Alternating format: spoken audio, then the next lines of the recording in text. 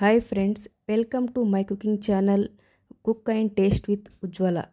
ಊಟ ಆದಮೇಲೆ ಎಲೆ ಅಡಿಕೆ ತಿನ್ನೋದು ಅಥವಾ ಸೋಪ್ ತಿನ್ನೋದು ಎಲ್ರಿಗೂ ರೂಢಿಯಲ್ಲಿರುತ್ತೆ. ಅದನ್ನೇ ಸ್ವಲ್ಪ ಟೇಸ್ಟಿಯಾಗಿ ಹುರಿದಿರೋ ಸೋಪನ್ನು ಮಾಡೋದು ಹೇಗಂತ ನೋಡ್ಕೊಳ್ಳೋಣ. ಇದು ಮನೆಯಲ್ಲಿ ವೀಳ್ಯದೆಲೆ ಎಕ್ಸ್ಟ್ರಾ ಉಳಿದ್ರೆ ಬಹಳ ದಿನ ಇಡೋಕ್ಕಾಗಲ್ಲ. ಅದನ್ನು ಫ್ರೈಡ್ ಸೋಪಲ್ಲಿ ಯೂಸ್ ಮಾಡ್ಕೊಳ್ಳೋಣ. ಮೊದಲಿಗೆ ಕಡಾಯಿಗೆ ಸ್ವಲ್ಪ ತುಪ್ಪ ಹಾಕಿ ಅಡಿಕೆನ ಸ್ವಲ್ಪ ಪುಡಿ ಮಾಡಿಕೊಂಡು ಹಾಕಿ ಫ್ರೈ ಮಾಡ್ಕೋಬೇಕು. ಮೀಡಿಯಮ್ ಲೋ ಫ್ಲೇಮಲ್ಲಿ 2 ರಿಂದ 3 ನಿಮಿಷ ಫ್ರೈ ಮಾಡ್ಕೊಬೇಕು.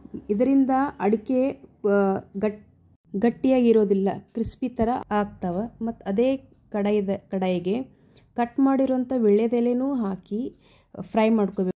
ಅದರಲ್ಲಿರೋ ನೀರಿನ ಅಂಶ ಎಲ್ಲ ಹೋಗಿ ಫುಲ್ ಡ್ರೈ ಥರ ಆಗಬೇಕು. ನೋಡಿ, ಈ ಥರ ಫುಲ್ ಡ್ರೈ ಆಗಬೇಕು.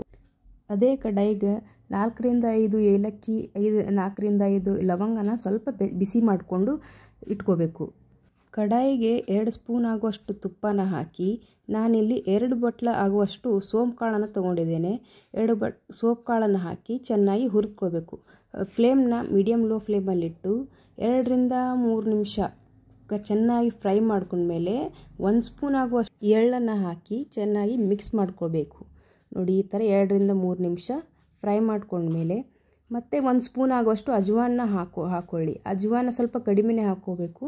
ಅದು ಅಜೀರ್ಣ ಇಂಥ ಹೊಟ್ಟೆ ಉಬ್ಬರ ಎಲ್ಲನೂ ಕಂಟ್ರೋಲ್ ಮಾಡುತ್ತೆ. ಮತ್ತು ಅದಕ್ಕೆ 2 ರಿಂದ 3 ಸ್ಪೂನ್ ಉಪ್ಪನ್ನು ಹಾಕಿ ಚೆನ್ನಾಗಿ ಮಿಕ್ಸ್ ಮಾಡ್ಕೊಳ್ಳಿ.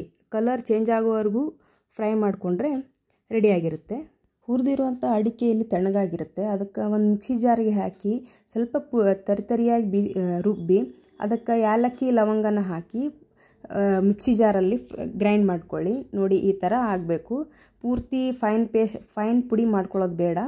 ಮತ್ತು ಅದನ್ನು ಸಪ್ರೇಟಾಗಿಟ್ಟು ಸ್ವಲ್ಪ ವೀಳ್ಯದೆಲೆಯನ್ನು ಮಿಕ್ಸಿ ಜಾರಿಗೆ ಹಾಕಿ ಅದನ್ನು ಸ್ವಲ್ಪ ಗ್ರೈಂಡ್ ಮಾಡ್ಕೊಳ್ಳಿ. ಪೂರ್ತಿ ಪುಡಿ ಮಾಡ್ಕೊಳ್ಳೋದು ಬೇಡ, ಸ್ವಲ್ಪ ತರಿಯಾಗಿ ಮಾಡಿಕೊಂಡು ಎಲ್ಲ ಮಿಶ್ರಣವನ್ನು ಹುರಿದಿರುವಂಥ ಸೋಪ್ ಕಾಳಿಗೆ ಹಾಕಿ ಮಿಕ್ಸ್ ಮಾಡ್ಕೊಳ್ಳಿ.